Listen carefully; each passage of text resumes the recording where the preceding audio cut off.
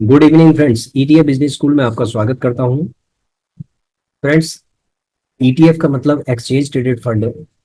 और ये जो हमारे वीडियोस हैं ये स्किल्स बेस्ड लर्निंग प्रोग्राम है। देखो, स्किल्स का मतलब क्या होता है कि जब आप किसी स्पेसिफिक चीज के ऊपर स्किल ले रहे हैं और कमर्शियल लेवल पे आप क्या है वहां से पैसा कमा रहे हैं। ठीक है, तो ये एक तरीके का माइक्रो एंटरप्रेन्योरशिप टाइप का प्रोग्राम है। यानी कि देखो, शेयर मार्केट में अगर आप पैसा लगाएंगे तभी आप पैसा कमा सकते हैं। बिना पैसा लगाए आप शेयर बाजार से कभी भी पैसा नहीं कमा सकते।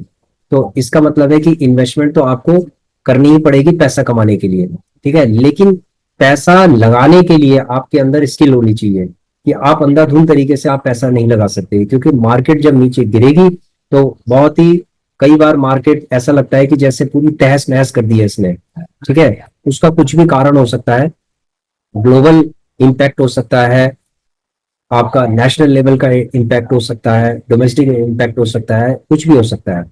लेकिन जब मार्केट गिरती है तो बहुत ही ज्यादा पोर्टफोलियो को तहस नहस कर देती है।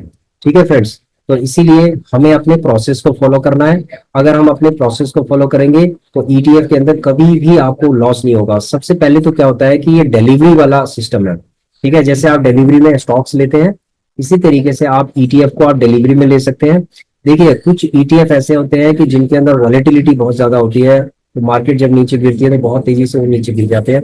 और जब मार्केट में उछाल आता है तो बहुत तेजी से वो 5-5, 3-3% वो ऊपर की तरफ उछलने लगते हैं। तो वॉलेटिलिटी के हिसाब से हमें इन्वेस्टमेंट करना चाहिए। और हमने एक गूगल शीट आपके साथ शेयर की थी, तो उस गूगल शीट के अंदर अगर मार्केट गिरी हुई है या गिर रही है, ठीक है, गिरती हुई मार्केट में गूगल शीट में कैसे इसका प्रयोग करें। ठीक है, गिरी हुई मार्केट और गिरती हुई मार्केट दोनों में फर्क होता है। एक गिरी हुई है, बिल्कुल नीचे गिर चुकी है, यानी कि गिरी हुई मार्केट कहां से पता चलता है? आरएसआई से पता चलता है। यदि 40-30 से नीचे अगर है, ठीक है, 35 से नीचे अगर है आपका आरएसआई, तो इसका मतलब है कि वो गिरी हुई है। समझ रहे हो? अगर वो 30 से नीचे है तो समझ लो गिरी हुई है। अगर ये 45 से नीचे की तरफ जा रही है तो इसका मतलब है गिरती हुई मार्केट है ये। ठीक है, ऊपर से नीचे की तरफ जा रही है इसका मतलब है कि गिर रही है मार्केट। तो अभी क्या स्थिति है? अभी मार्केट गिरी हुई है और भी गिर सकती है। ठीक है, तो सिचुएशन ये है। तो इसके कई कारण है, बहुत सारे कारण है। वो कारण हम आपको बताएंगे कि कौन से कारण हो सकते हैं मार्केट गिरने के। ठीक है, तो चलते हैं हम। सबसे पहले मैं आपको मार्केट गिरने का कारण बताऊं या आपको गूगल शीट को प्रयोग करना सिखाऊं? सबसे पहले मैं ये चाहता हूं कि आपको गूगल शीट का प्रयोग करना सिखाऊंगा, और उसके बाद अगर मार्केट जैसे गिरने का कारण क्या है वो मैं आपको बताऊंगा। ठीक है फ्रेंड्स, देखिए ये गूगल शीट है। गूगल शीट को प्रयोग करना बहुत लोगों को आ गया होगा कि किस तरीके से इसको यूज किया जाता है। 36 ईटीएफ है। देखो, कई लोगों का कहना है कि अगर हम ईटीएफ को, कुछ ईटीएफ को अगर हटाना चाहें तो क्या हम हटा सकते हैं? बिल्कुल हटा सकते हो आप। उसके लिए आपको क्या करना पड़ेगा? अगर आप इसमें से कुछ ईटीएफ हटाना चाहते हैं, जैसे सपोज आप हटाना चाहते हैं, सपोज ये पीवी बैंक आई ईटीएफ, इसको हटाना चाहते हैं तो आपको आरएसआई कैलकुलेशन सीट पे जाना है। ठीक है, आरएसआई कैलकुलेशन सीट पे जाना है और नीचे आपको देखना है कि बैंक आई ईटीएफ कहाँ पर है। यहाँ पर चलेंगे,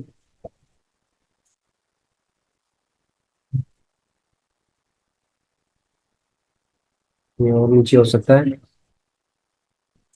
नहीं तो हम सर्च भी कर सकते हैं, लेकिन हम वैसे ट्रेवल्स कर लेते हैं। बैंक आई ईटीएफ, ये है पीवी बैंक आई ईटीएफ। ठीक है, ये है। जस्ट आपको क्या करना है, इसमें से इसको डिलीट कर देना। आपने इसको डिलीट कर दिया। डिलीट करने के बाद आप कहाँ जाएंगे? जब आप यहाँ जाएंगे तो आपको दिखाई देगा, ये देखिए, ये आप गए इसमें, ये आपने इसमें क्लिक किया और अब आप देखेंगे कि इसकी जो वैल्यू है यहाँ पर आरएसआई जो है ना, यहाँ पर आरएसआई क्या दिखा रहा है? यहाँ पर कुछ अजीब सा इसके अंदर दिखाई दे रहा है, डिवीजन बाय जीरो इस तरीके का दिखाई दे रहा है। ठीक है, तो ये आपको आउटपुट नहीं दिखाएगा इसका। ठीक है, ये आउटपुट आपको नहीं दिखाएगा, यानी कि जो हमारा फॉर्मूला है वो आपको नहीं दिखाएगा। तो इसको आप क्या कर सकते हैं, हाइड कर सकते हैं। इसको आप हाइड कर दीजिए। ठीक है, हाइड रो, आप इसको हाइड कर दीजिए, हाइड हो गए। ठीक है, और अगर आप सपोज मान लीजिए आपको सिर्फ वही चाहिए, जस्ट दूसरा तरीका भी है, अगर आप इसको हटाना नहीं चाहते हैं तो इसको दोबारा से यहाँ पर कीजिए। ये आ गया, देखो वैल्यू आ गई। अब वहां चेक करते हैं वहां पर क्या स्थिति है इसकी, यहाँ पर भी देखो वैल्यू आ गई है। ये सब आ गया, वैल्यू आ गई, आरएसआई की वैल्यू आ गई, ये सब आ गया, कैलकुलेशन हो गया ना। तो अब क्या है कि यदि आप जिन जिन ईटीएफ को नहीं चाहते हो ना, तो सिंपल है, आपको क्या करना है, सपोज पीएसयू बैंक 20 ठीक है, ऑटो 20 ठीक है, मॉन ठीक है, ये ठीक है। ठीक है, ये सारे ठीक है, ऊपर के टॉप क्लास के हैं। एबीएसएल हो गया, बीएफएसआई हो गया, ऑटो आईटीएफ हो गया है, कंज्यूमर बीस हो गया है, एच डी, ये वाला। सपोज आपको H D F C moment नहीं चाहिए तो आप क्या करिए, सिंपल इसको हाइड कर दीजिए। ठीक है, हाइड कर दिया आपने। उसके बाद आप चाह रहे हो कि आपको मॉम 30 आई ईटीएफ नहीं चाहिए या मिड कैप नहीं चाहिए, कोई भी अगर आपको लग रहा है कि आपको जो नहीं चाहिए। ठीक है, जैसे सपोज आपको टाटा गोल्ड नहीं चाहिए तो टाटा गोल्ड को आप हाइड कर दीजिए। ठीक है, उसके बाद पीवी बैंक आई ईटीएफ है, इसको आप हाइड कर दीजिए, हाइड हो गया। ये देखिए, उसके बाद आपको लग रहा है कि अल्फा आई ईटीएफ है, इसको हाइड करना चाहिए, हाइड कर दीजिए। मेटल आई ईटीएफ है, इसको हाइड करना चाहते हैं, हाइड कर दीजिए। मोर डिफेंस है, इसको हाइड करना चाहते हैं, इसको हाइड कर दीजिए। उसके बाद आप चाहते हैं कि एबीएसएल को या फिर ऑटो आईटीएफ को आप हाइड करना चाहते हैं तो उसको हाइड कर सकते हैं। तो जो जो आप ईटीएफ नहीं चाहते हैं उनको आप हाइड कर दीजिए। ठीक है, तो वो आपको नहीं दिखाई देंगे, सिर्फ वही दिखाई देंगे जो आपके सिलेक्टेड ईटीएफ है। ठीक है, इससे आपको ज्यादा कैलकुलेशन को वो करने, छेड़छाड़ करने की भी जरूरत नहीं है इसके अंदर। ठीक है, तो वहां पर क्या होगा, यहाँ पर क्या होगा, यहाँ पर आपको कैलकुलेशन में कोई छेड़छाड़ करने की जरूरत नहीं पड़ेगी, और यहाँ पर आपके हाइड हो गए सिर्फ वही नजर आएंगे जिनमें आप इन्वेस्टिंग करना चाहते हैं। ठीक है फ्रेंड्स, तो यहाँ पर एक चीज और इम्पोर्टेंट चीज है जो हम आपको बताना चाहते हैं। इस गूगल शीट के अंदर अब हमने एक चीज और अपडेट की है। देखो ये पहले से बनी हुई थी लेकिन हमने इसको अपडेट नहीं किया था। ठीक है, ये हमने आप लोगों के लिए छोड़ दिया था, लेकिन कई सब्सक्राइबर का कहना है कि सर ये जो आपने यहाँ पर छोड़ा था, ठीक है, यहाँ पर छोड़ा था, तो इसको कैसे कैलकुलेट करेंगे, किस तरीके से करेंगे, क्या करेंगे इसके अंदर, ये आप समझाइए हमें। तो इसको चलो इसको समझाते हैं। देखो सबसे पहले एलटीपी है, सबसे पहले हमने एक बजट सेट करना है। ठीक है, आप यहाँ पर 10,000 भी सेट कर सकते हो, मैंने 40,000 का बजट सेट कर दिया यहाँ पर कि 40,000 से ज्यादा मैं नहीं लगाऊंगा। ठीक है, 40,000 से ज्यादा मैं नहीं लगाऊंगा। देखो मैंने 40,000 से भी ज्यादा लगाए हैं कुछ ईटीएफ के अंदर। ठीक है, आप मेरे उसको फॉर्मूले को मत कीजिए, क्योंकि ऐसा होता है कि मेरा जो बजट है ना, इसके अंदर 1 लाख का बजट है, सपोज मेरा 60,000 का बजट है, मेरा 70,000 का भी हो सकता है। ठीक है, तो मेरा जो बजट है, मेरे बजट के हिसाब से आप नहीं चलिए। आप ये लगाइए कि शुरू शुरू में यदि आपको 2 साल से ज्यादा अनुभव नहीं है तो आप 40,000 से ज्यादा मत लगाओ एक ईटीएफ के अंदर। ठीक है, डाइवर्सिफाई उसको करना है, आप शांति से बैठे रहो। 40,000 अगर आपके लग चुके हैं तो आप शांति से बैठे रहो। ठीक है, उसके बाद टोटल बजट सेट करने के बाद आप इसके अंदर टोटल एस आई पी 5 होगी, इसके अंदर हमने 5 किया, आप 10 भी कर सकते हो, फिर उसके हिसाब से आपको इसमें आगे बढ़ाने पड़ेंगे। तो एलटीपी इसका है, जैसे पीएसयू बैंक बीज है सपोज, तो यदि आप आज पीएसयू बैंक बीज को स्टार्ट करने जा रहे हैं, ठीक है, यदि आप पीएसयू बैंक बीज को स्टार्ट करने जा रहे हैं और आपका बजट 40,000 का है, तो आपको कितना लेना है, 5,000 का पहले लेना है। फर्स्ट बाय में आपने कितना 5,000 का ले लिया। 5,000 का लेने के बाद यानी 70 रुपए 27 पैसे पे आपने करंट मार्केट रेट पे आपने ले लिया, उसकी डेट आप डाल दीजिएगा। क्वांटिटी आपको कितनी लेनी है, मैक्सिमम 71, यानी 71 क्वांटिटी के आसपास ही आपको लेना है, 5,000 के आसपास पड़ेगा। आपका बैलेंस बजट बच गया 35,000 का। फिर उसके बाद जो नेक्स्ट बाय होगी आपकी वो 2% नीचे होगी। ठीक है, 2% नीचे आपकी होगी तो उसमें आपको 68 रुपीज 0.8 पैसे पे इसको बाय करना है। यानी कि आप जीटीटी ऑर्डर भी लगा सकते हैं, यानी कि 68 रुपए के आसपास जब आएगा तभी आपने इसको बाय करना है। क्वांटिटी 72 हो गई है, 73 के आसपास क्वांटिटी हो गई है, बैलेंस आपको बच गया। उसके बाद थर्ड बाय आपको 66 रुपए 67 रुपए के आसपास आपको करना है, यानी 66 रुपए के आसपास करना है, 74 क्वांटिटी हो जाएगी।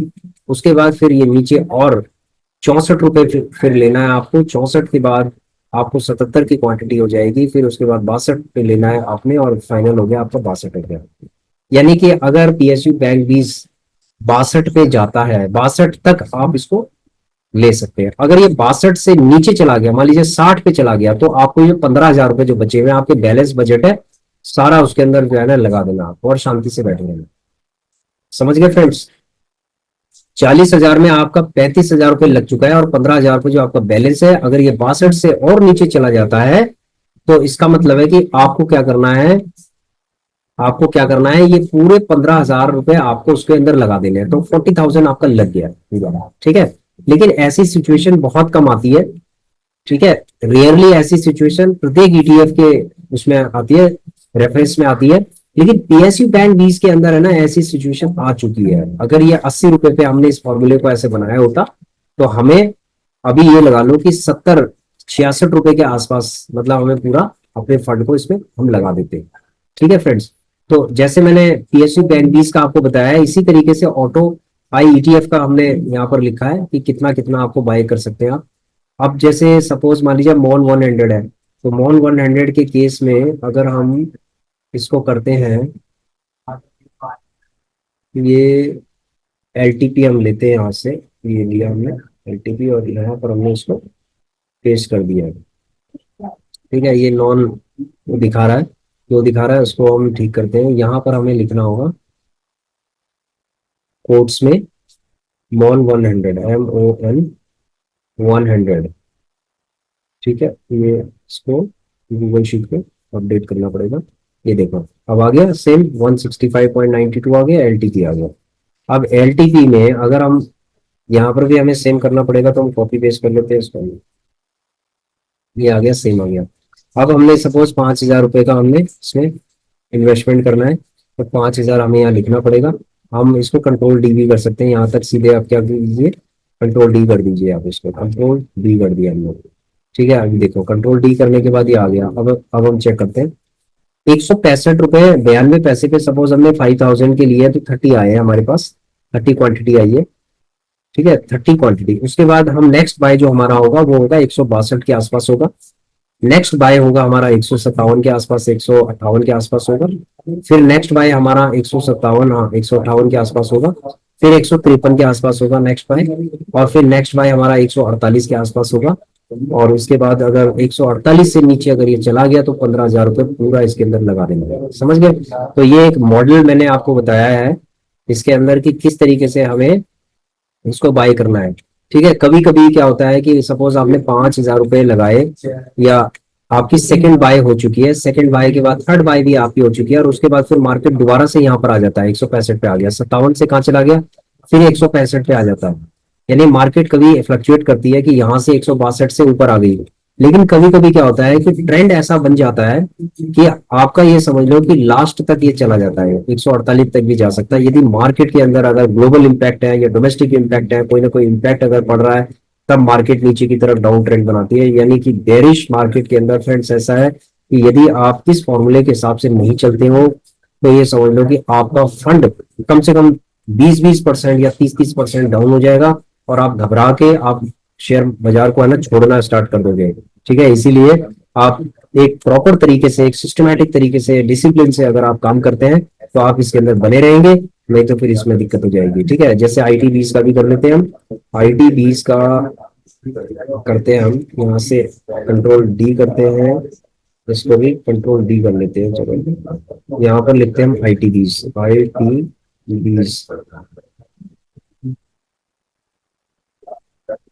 ये IT20 हो गया। IT20 पे यहाँ पर कॉपी कर लेते हैं इसको, कॉपी कर लिया हमने।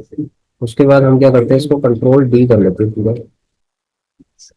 ये कंट्रोल डी कर दिया हमने।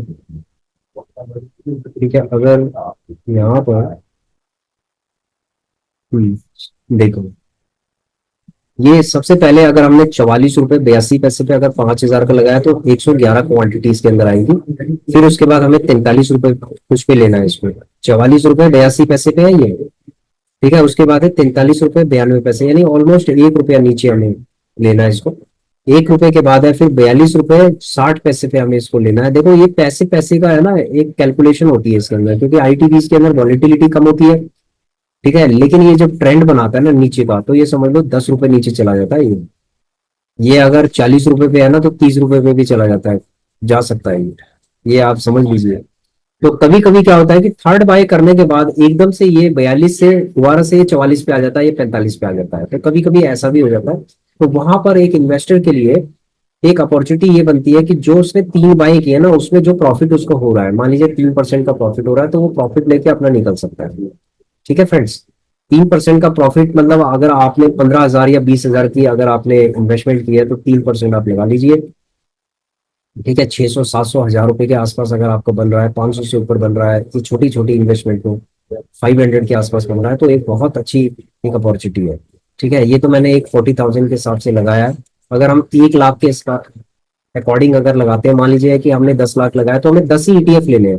ठीक है, हमें 36 ईटीएफ पे कैलकुलेशन नहीं करनी है, हमें सिर्फ कैलकुलेशन करनी है उनके ऊपर, उन ईटीएफ के ऊपर जो टॉप क्लास के हैं, जो हमें लगता है कि जिसपे हमें काम करना चाहिए। और ये जो अल्फा बीटा गामा, ये जो जितने भी ईटीएफ हैं, अम, जो आपके सेकेंडरी ईटीएफ है, इनमें वॉलेटिलिटी बहुत ज्यादा होती है, ये नीचे गिर जाते हैं, 10-10% नीचे गिर जाते हैं। तो यहाँ पर इनके लिए, जैसे ये एचडीएफसी स्मॉल 250 है, तो ये क्या है, गिरेगा तो ये 10% नीचे गिर जाएगा एकदम से। ठीक है, जब ये नीचे गिरेगा तो आपको डराएगा ये।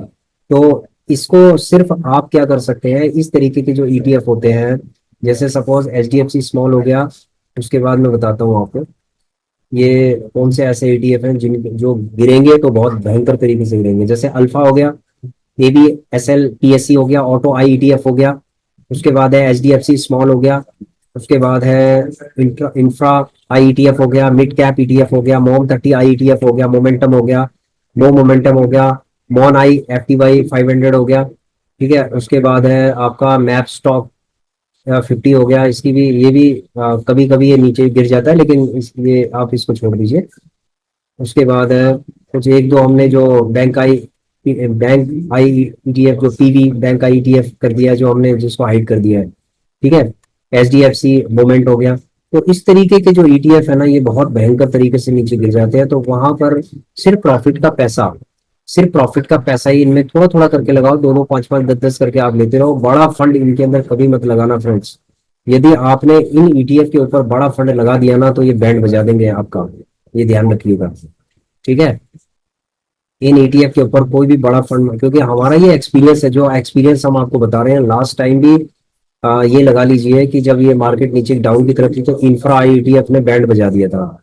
ठीक है, तो ये जो ईटीएफ्स हैं, ये आपके बैंड बजा देंगे आपके फंड का। तो इसीलिए आपको अगर इन इन के ऊपर अगर आपको इन्वेस्टमेंट करना है, तो आप थोड़ा थोड़ा करके जो प्रॉफिट का पैसा है उससे इन्वेस्टमेंट करिए, जो एडिशनल ईटीएफ है। ठीक है, नहीं तो फिर देखो, ये जो पीएसयू बैंक बीजा है, इसने लोगों का बैंड क्यों बजाया है, देखो, क्योंकि बैंकिंग जो सेक्टर है ना, ये बहुत ही इस समय यानी दिसंबर तक इसकी ये बहुत ही ज्यादा प्रॉब्लमेटिक है। क्योंकि बैंकों का क्या होता है कि अब एक ग्लोबल हो गए हैं, बैंकिंग सिस्टम एक ग्लोबल हो चुका है। यानी कि बैंक का पैसा है ना, जगह जगह पे लगा हुआ है, जगह जगह पे लगा हुआ है, फॉरेन कंट्री तक लगे हुए हैं बैंक का पैसा, इनकी ब्रांचेस तक खुली हुई हैं। ठीक है, तो क्या होता है कि जिन कंट्रीज में जहां पर प्रॉब्लमेटिक इश्यूज होते हैं, जैसे इंटरनेशनल लेवल के, यानी ग्लोबल इम्पैक्ट जब पड़ जाता है, तो वहां पर इन बैंक की जो ब्रांचेस होती हैं, इनके ऊपर भी बड़ा इम्पैक्ट पड़ता है, वहां ये लॉस हो जाता है इनको। ठीक है, लॉस होने की वजह से क्या होता है कि टोटल इनकी जो बैलेंस शीट्स होती है ना, उन पे बड़ा इम्पैक्ट पड़ता है। देखो, अगर मान लीजिए कि सपोज मान लीजिए एक बैंक है, ठीक है, उसका अगर मान ली जाए कि किसी एक कंट्री में, यानी कि कंट्री ए और कंट्री बी और country C, country D, 4 countries के अंदर उसकी ब्रांचेज हैं, सपोज उसकी है 20-20 ब्रांच है या 25-25 ब्रांचेज है प्रत्येक कंट्री के अंदर, 4 कंट्री के अंदर ए बी सी डी, और उन कंट्रीज के बीच में वार हो गया है या कंफ्लिक्ट हो गया है। ठीक है, कंफ्लिक्ट हो गया है, तो उन कंट्रीज के ऊपर जब, उन कंट्रीज के बीच में जब कंफ्लिक्ट हो जाएगा, वार जैसी सिचुएशन हो गई है, तो वहां पर क्या होगा कि जो बैंक्स की जो ब्रांचेस है वो भी इम्पैक्ट होंगी। वहां पर क्या होंगी, वो ब्रांचेस बंद हो जाएंगी। ठीक है, और उनकी जो लाइबिलिटीज है बहुत ज्यादा बढ़ने लगेगी, क्योंकि वहां पर क्या होगा कि जो स्टाफ है उसको शायद जो जो फिक्स्ड एक्सपेंसेस हैं वो तो होने ही लगेंगे। ठीक है, फिक्स एक्सपेंसेस जो होते हैं किसी भी ब्रांच के वो तो होते ही रहेंगे, और वहां पर कोई भी बिजनेस नहीं होगा, सिर्फ एक्सपेंसेस ही होंगे। तो वहां पर क्या होगा, उस सिचुएशन में बैंकों को बहुत नुकसान होता है। और यहाँ पर जो मेन इनकी ब्रांचेज है, जो हेड ब्रांच है, वो क्या रिफ्लेक्ट करती है, वो लॉस को रिफ्लेक्ट करती है। ठीक है, कि इस ब्रांच में लॉस हो गया, तो उससे जो शेयर होते हैं इसके इसके शेयर पे बहुत तगड़ा इम्पैक्ट पड़ता है इससे। ठीक है, तो अगर हम कहें कि इंडिविजुअल जो स्टॉक्स होते हैं ना, किसी भी बैंक का या कोई भी अगर इंडिविजुअल स्टॉक है, अगर वो ऐसी कंट्रीज की वजह से, ऐसे कन्फ्लिक्ट की वजह से, अगर ग्लोबल इम्पैक्ट की वजह से अगर उसमें इम्पैक्ट पड़ गया, तो फ्रेंड्स ऐसा है कि वो धराशायी हो जाएगा, उसको कवर करने में बहुत समय लगेगा। तो ये ईटीएफ है, ये कवर कर लेंगे, क्योंकि इसके अंदर क्या होता है कि जब एफआईज की एंट्रीज होंगी तो ये कवर कर सकते हैं। ठीक है, अगर एफआईज की एंट्रीज होगी तो ये कवर कर लेंगे। लेकिन अभी कुछ टाइम हो गया है, जैसे 10-15 दिन हो गए हैं, तो एफआईज ने सेल ही कर रहे हैं। वो हम आपको बताएंगे कि मार्केट में लॉस होने का कारण क्या है। ठीक है, तो सबसे पहले गूगल शीट को समझ लेते हैं कि गूगल शीट पे काम कैसे करना है। तो अगर आप इस गूगल शीट के अंदर अगर आप डिसिप्लिन वे में अगर काम करते हैं, तो फ्रेंड्स मैं कहता हूं कि आपको कभी भी लॉस नहीं होगा, आपको हमेशा फायदा होगा, और स्टॉक से ज्यादा आपको फायदा होगा। क्योंकि स्टॉक्स क्या होता है कि अगर आपके पास 10 स्टॉक है, 5 स्टॉक मतलब बिल्कुल उन्होंने 60% का आपको लॉस कर दिया, तो जो 5 के अंदर जो प्रॉफिट होगा ना, वो भी सारा खत्म हो जाएगा। तो स्टॉक्स में ये बहुत ही बड़ा ड्रॉबैक है। ठीक है, I can not discourage everyone to not to buy stocks. अगर आपको लगता है तो आप अपने फाइनेंशियल एडवाइजर से डिस्कस करके आप स्टॉक भी ले सकते हैं, हमें कोई दिक्कत नहीं है। आई कैन नॉट से कि आप स्टॉक लीजिए या नहीं लीजिए, वो आपकी चॉइस है। लेकिन ये जो चैनल है, ये सिर्फ ईटीएफ के बारे में है, ईटीएफ की लर्निंग ये देता है। और ईटीएफ के अंदर हमने काफी अच्छा खासा हमने प्रॉफिट भी हम लोग बनाते रहे हैं। और ये जो मार्केट जो क्रैश कर गई है, जो मार्केट डाउन ट्रेंड जो मार्केट का, इस मार्केट को हम एक अपॉर्चुनिटी समझ के हम इसके अंदर इन्वेस्टमेंट कर रहे हैं। ठीक है, अभी हमारा जो पोर्टफोलियो है वो, मैं अपना पोर्टफोलियो भी आपको दिखा दूंगा, ऐसा कोई दिक्कत नहीं हो कि पोर्टफोलियो हमारा रेड है, और हर किसी का रेड रहेगा। और जिसने अभी बाय किया होगा उसका रेड रहेगा, और जिसने 1 साल 2 साल पहले किया होगा उसका ग्रीन ही रहेगा। ठीक है, क्योंकि अभी इतना भी मार्केट नहीं गिरा है, अगर हम 1 साल या 1.5 साल पहले का अगर कंपैरिजन करें। ठीक है, तो यहाँ पर अगर मैं बात करूं आपसे, तो फ्रेंड्स ऐसा है कि मैंने एक बहुत ही समझदारी का वाला काम क्या किया था, कि जितने मेरे, देखो इंडिकेशन पहले से मिल रही थी कि आपको मार्केट क्रैश कर सकती है, मार्केट क्रैश कर सकती है, क्योंकि थोड़ा ग्लोबल इम्पैक्ट भी चल रहे थे, कुछ कंट्रीज के बीच में, ग्लोबल कंट्रीज के बीच में कंफ्लिक्ट भी चल रहे थे, जिसकी वजह से ग्लोबल मार्केट में इम्पैक्ट हो सकता था। तो हमने क्या किया था, जो हमारा पोर्टफोलियो था 30,000 का, यानी 30,000 के आसपास का, जो 9% के आसपास जो हमारा ग्रीन चल रहा था, वो सारा का सारा हमने क्या किया, एग्जिट कर दिया before market situation become worst. ठीक है, वर्स्ट होने से पहले हमने क्या किया था, नीचे जाने से पहले हमने उसको पूरा पोर्टफोलियो को हमने 30,000 के आसपास हमने इस पे प्रॉफिट कर दिया था, और उसको हमने रिकॉर्ड कर लिया था। देखिए, एक एक चीज को हम इसके अंदर रिकॉर्ड करते हैं। ये देखिए, ये अगर हम देखें,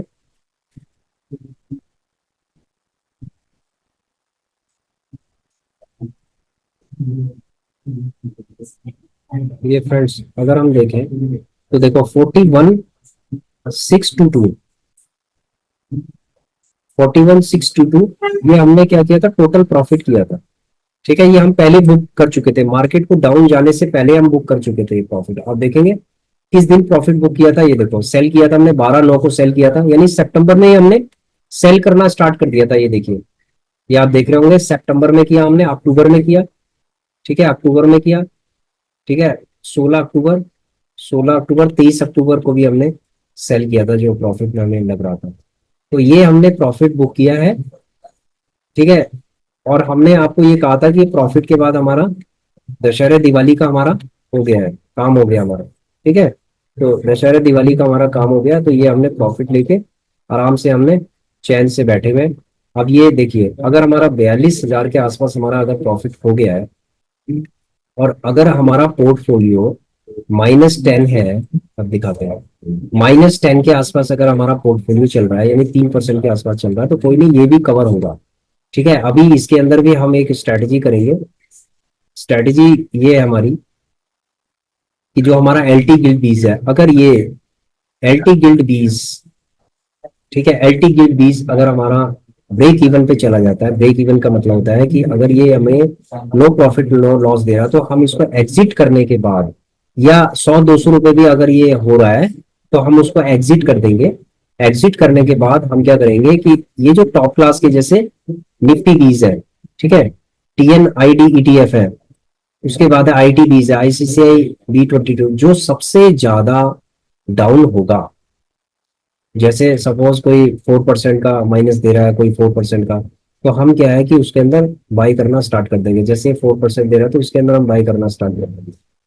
ठीक है, कितना करेंगे ये हम गूगल शीट के हिसाब से एनालाइज करके, और उसके बाद हम देखेंगे कि कितना हमें जीटीटी ऑर्डर लगाना चाहिए, उसके हिसाब से फिर हम क्या करेंगे, बाई करेंगे। तो अभी हमारे पास जो फंड है, वो फंड हमारे पास है अभी एलटी गिल्ड बीज में जितना फंड है, बस वही फंड हमारे पास है।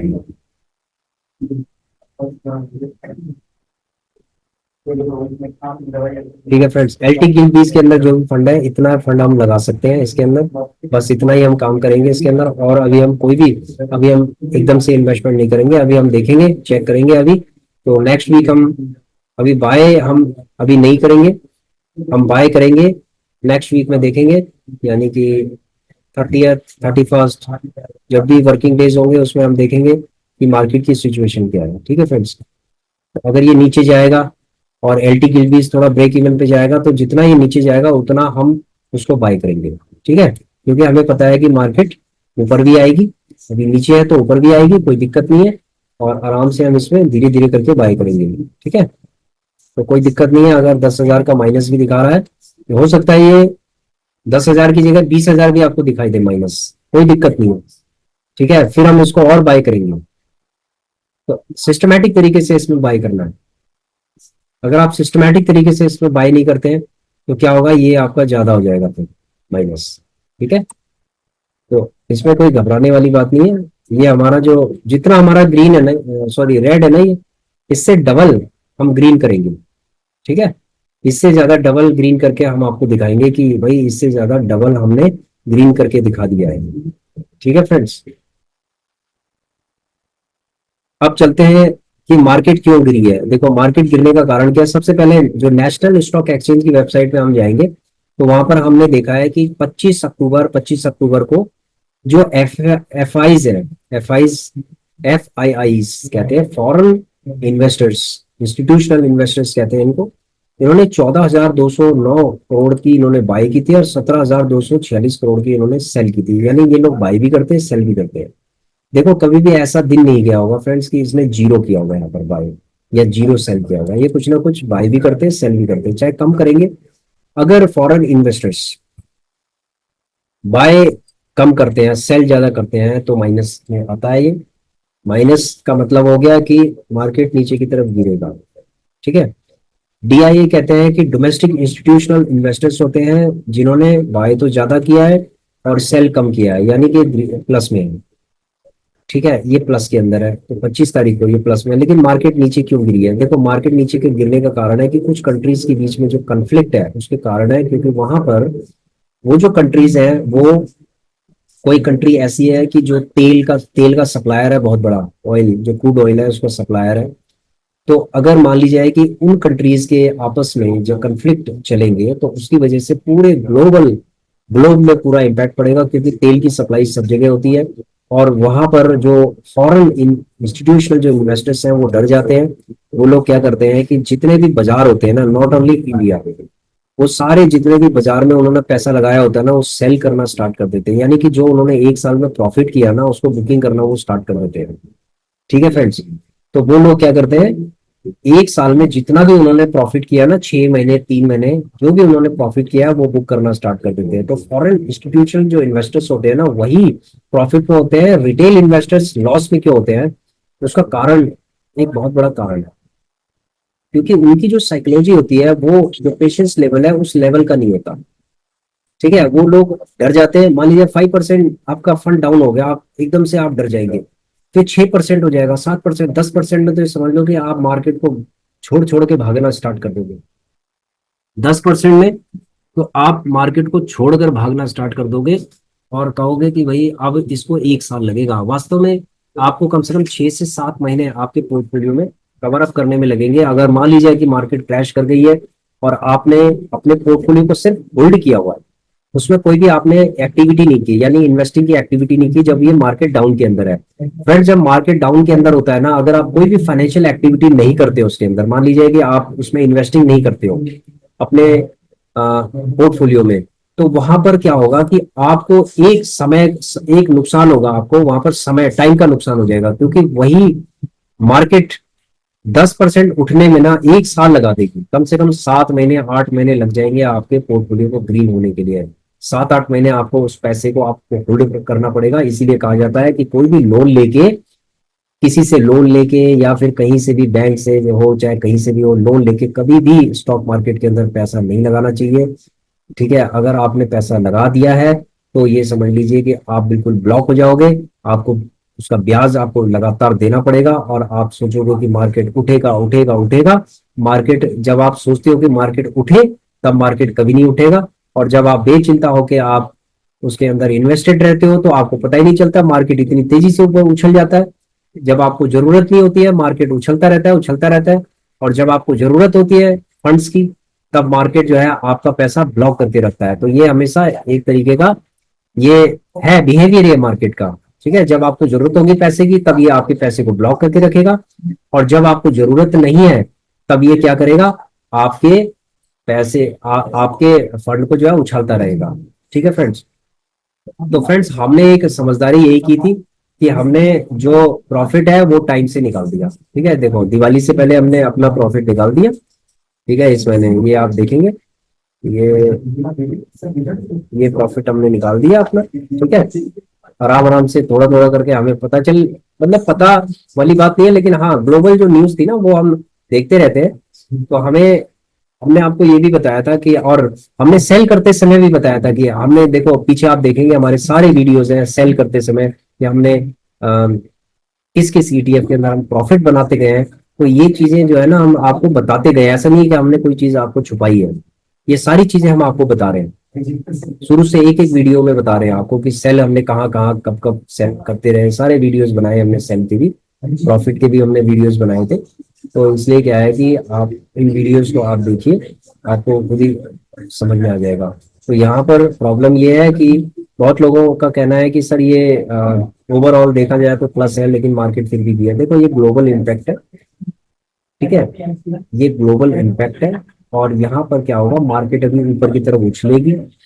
ठीक है, यदि आप थोड़ा थोड़ा करके गूगल शीट के अनुसार, अगर आप थोड़ा थोड़ा करके आप इन्वेस्टिंग करते हैं, डिसिप्लिन से इन्वेस्टिंग करते हैं, तो आपको बहुत अच्छा फायदा हो जाएगा।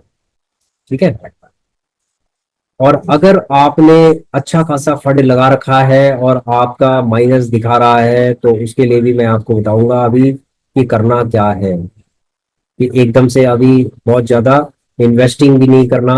जैसे मार्केट अभी नीचे गिर गई तो एकदम से कि आपने सारा फंड ठोक दिया इसके अंदर, मार्केट के अंदर, ऐसा भी नहीं करना फ्रेंड आपको। अब आप देखेंगे, सबसे पहले हम इसमें चल लेते हैं, ये देखिए ये सेंसिबल का है।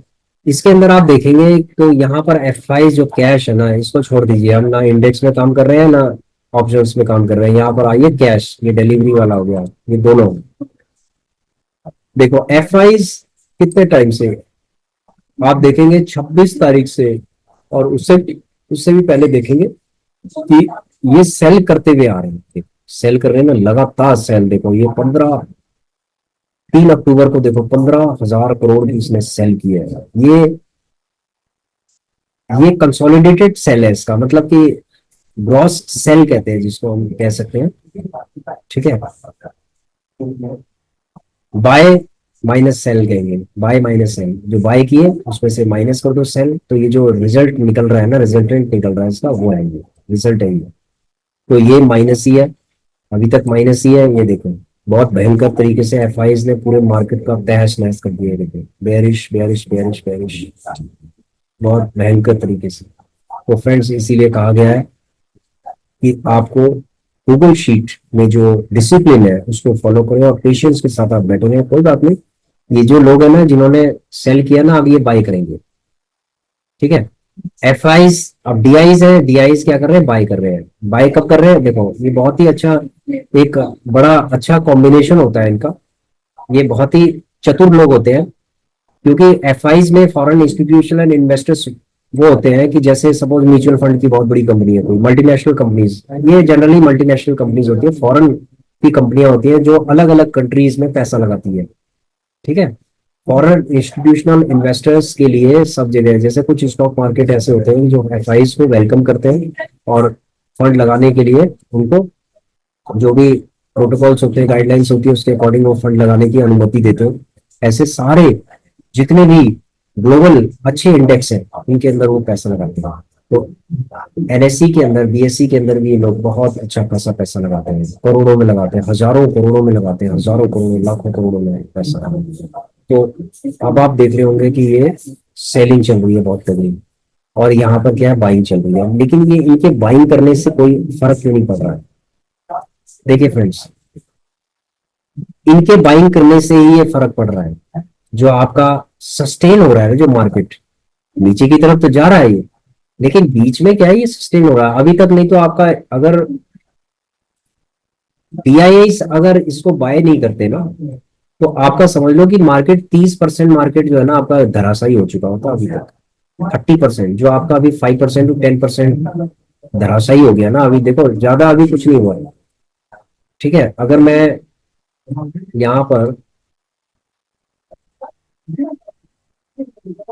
निफ्टी 50 इंडेक्स की बात करूँ,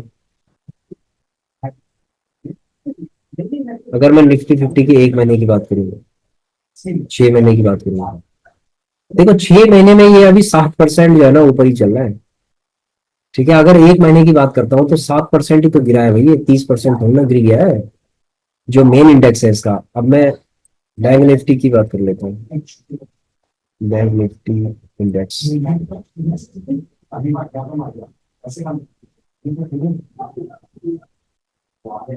चार्ट, चलो इसको देख लेते हैं।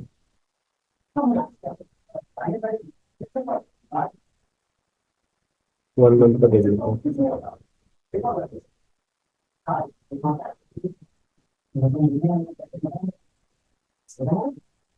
अब आप देखेंगे,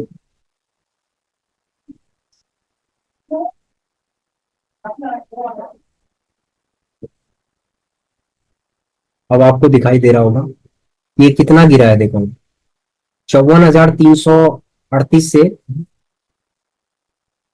अगर मैं यहाँ पर लगाता हूँ,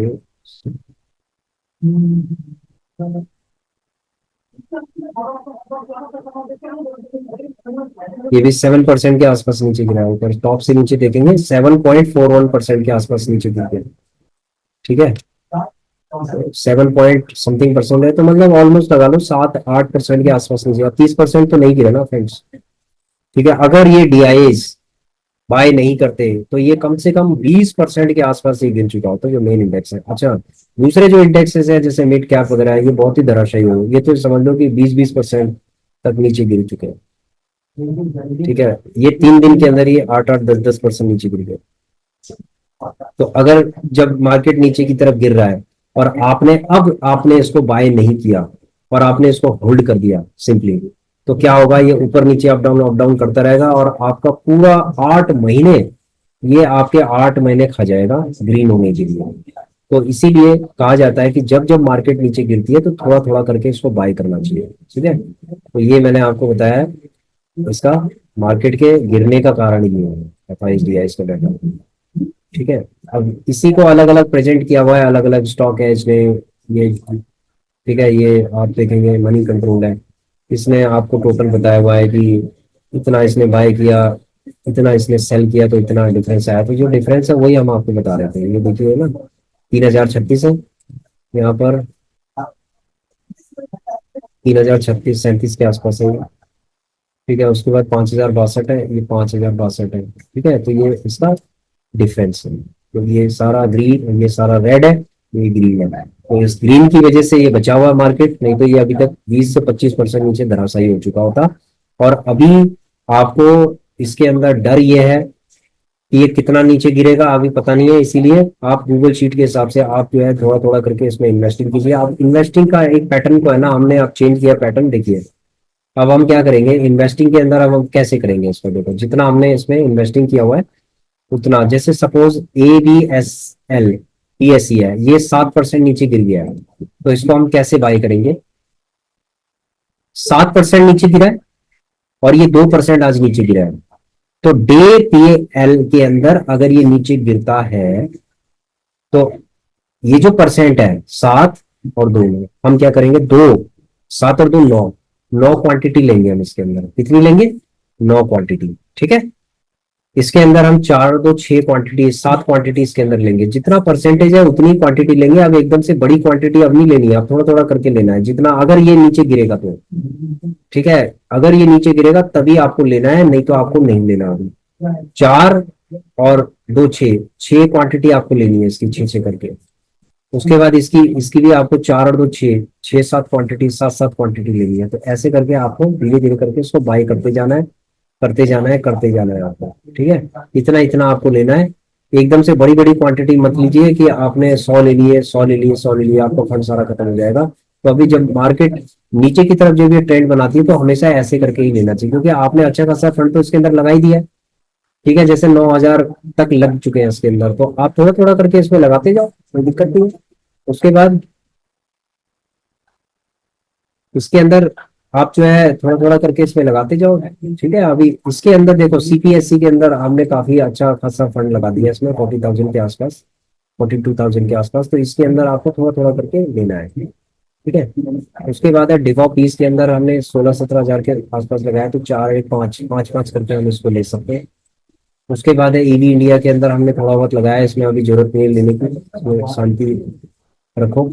इसके अंदर क्या है कि 4, इसके अंदर भी आप थोड़ा बहुत शांति रखो, ठीक है। HDFC CBSE 500, ठीक है। ये जो HDFC 500 है, ठीक है, ये ग्रीन होते हैं हम इसको निकाल देंगे, इसकी बहुत ही बैड परफॉर्मेंस थी HDFC, क्योंकि 3 महीने के अंदर हमने इसको जब होल्ड किया तो ये समझ लो कि ये हमें 200 रुपए भी नहीं दे पाया, ठीक है। 10-12 हजार की इन्वेस्टिंग के बाद भी अगर ये 100-200 रुपए नहीं दे पाया, ये कभी ऊपर जा रहा था कभी नीचे जा रहा था, तो इसने, ठीक है, तो ये बहुत ही बैड परफॉर्मेंस है इसकी, इसको हम अपने उसमें से हटा देंगे। देखो फ्रेंड्स, हम एक्सपेरिमेंट करते रहते हैं, तो हमने इसके ऊपर जो एक्सपेरिमेंट किया ना वो बिल्कुल बैड एक्सपीरियंस था, इसलिए आप देखो 462 रुपए का हमें लॉस हो रहा है, कोई बात नहीं है, बढ़ता भी है। तो जैसे ही ब्रेक इवन पे अगर ये आ गया या 100 रुपए माइनस में भी होगा तो हम इसको निकाल देंगे, ठीक है। उसके बाद हेल्दी सही है, ICC 2 ठीक है, ये भी ठीक है, कोई नहीं, धीरे धीरे करके इसमें इन्वेस्टिंग करते रहेंगे। ITBs है, ITBs का अभी कोई दिक्कत नहीं, ITBs और गिरेगा तो इसमें बाय करेंगे, और इसके अंदर हम 100 क्वांटिटी के आसपास बाय करेंगे, 50 क्वांटिटी के अंदर आसपास हम बाय करेंगे, ठीक है, सस्ता है ये। LT की बीज को हम एग्जिट करने के बाद ही हम कह रहे हैं कि बाय करेंगे, नहीं तो उससे पहले हम कुछ नहीं करेंगे। निफ्टी बीज है, निफ्टी बीज में 298, निफ्टी 20 के अंदर कितना है हमारा, 298 माइनस चल रहा है। इसके अंदर हमें हमने अभी 50 लिया हुआ है, तो ये और नीचे गिरेगा तो हम इसमें बाय करेंगे, इसमें ज्यादा बाय नहीं करेंगे, इसके अंदर हम 10-10 करके बाय करेंगे, ठीक है, 10-10 करके बाय करेंगे। उसके बाद है निफ्टी क्वालिटी के अंदर कुछ नहीं करेंगे, क्योंकि इसकी वॉलेटिलिटी, सॉरी, इसकी लिक्विडिटी इसकी अच्छी नहीं है, ठीक है, लिक्विडिटी इसकी बहुत ही खराब है निफ्टी क्वालिटी की, तो इसीलिए हमने सिर्फ 2 क्वांटिटी इसके अंदर रखी थी, हमने ज्यादा नहीं ली इसके अंदर, ठीक है। उसके बाद PSU बैंक बीज है, PSU बैंक बीज ने, आशा करता हूं कि PSU बैंक बीज ने सभी लोगों को धराशायी कर दिया होगा, ठीक है, बहुत बुरी तरीके से पटकी मारी है इसने, तो कोई नहीं, धीरे धीरे करके इसको हम बाय करेंगे, जैसे 7% 8% और ये 2% है, तो 10-10 करके हम इसको बाय करेंगे, ठीक है फ्रेंड्स। फ्रेंड्स ऐसा है कि PSU बैंक बीज में हम सबसे ज्यादा बेट तब लगाएंगे अगर ये 70 रुपए से ये 60 रुपए पे अगर ये चला गया, तो वहां पर हम बेट लगाएंगे, ठीक है। वहां पर हम क्या करेंगे, जितना हमारी क्वांटिटी 60 तक, जितनी हमारी क्वांटिटी होगी और उतना ही हम 60 में लगा देंगे, जिससे कि हमारी एवरेजिंग हो जाएगी 65 के आसपास, और उसके बाद हम इसको छोड़ देंगे सीधे नेक्स्ट 1-2 महीने के लिए, ठीक है। जब भी ये ट्रेंड बनाएगा और ये में 1000 2000 5000 का जो भी प्रॉफिट देगा हम निकल जाएंगे इसमें से, तो निकलने का तरीका यही है इसका, ठीक है।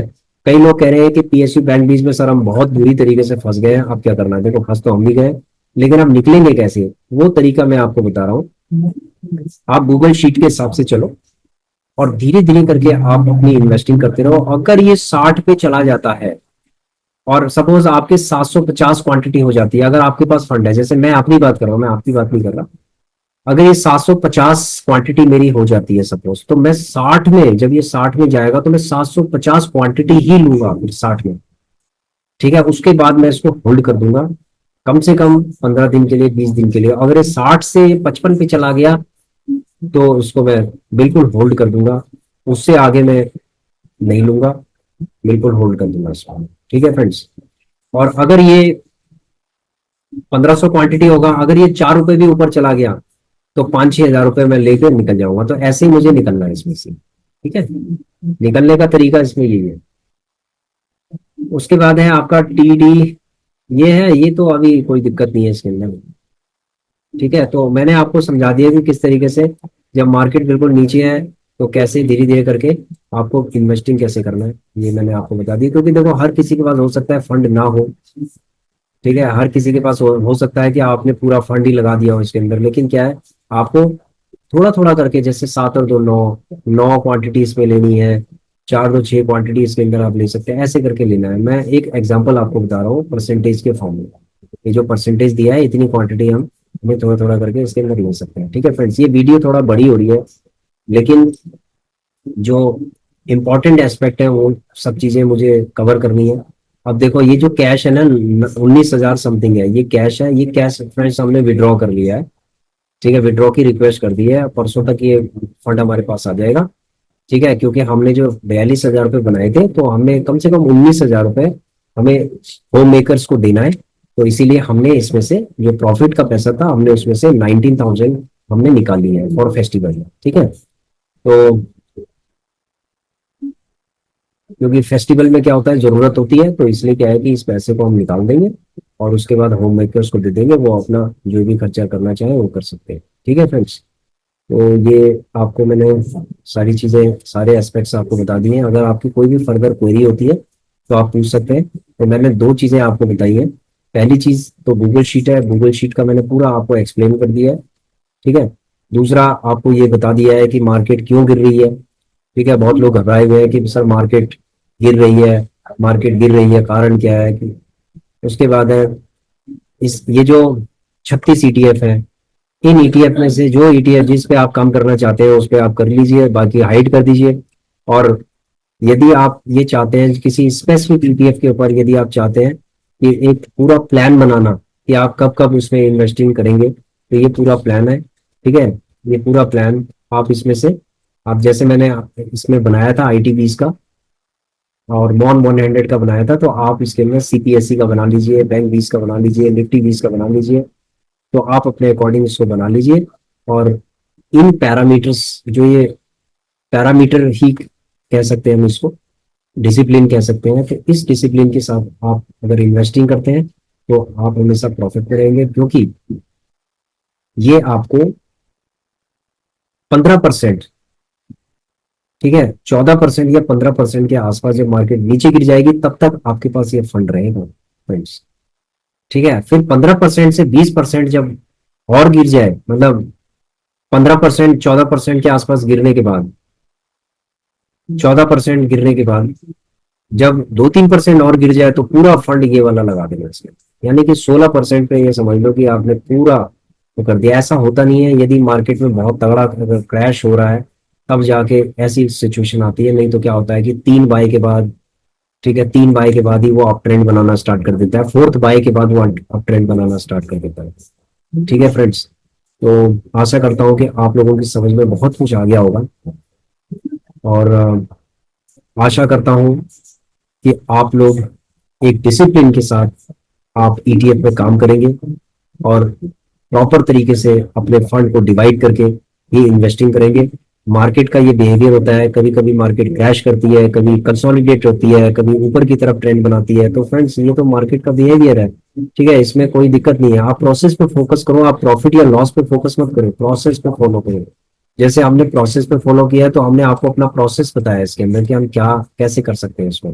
ठीक है, अगर आप ये देखोगे ना, हम इसको नहीं देख रहे हैं कि -10 है, हो सकता है -15 भी हो जाए, -20 भी हो जाए, कोई दिक्कत नहीं है। ठीक है, लेकिन हमें अपने प्रोसेस को फॉलो करना है और वही प्रोसेस हमें इसको ग्रीन कर देगा सीधे। ठीक है, ये ग्रीन हो जाएगा, कोई दिक्कत नहीं। ठीक है friends, thank you very much, thanks for watching our video, please share, subscribe and like our channel. Thank you.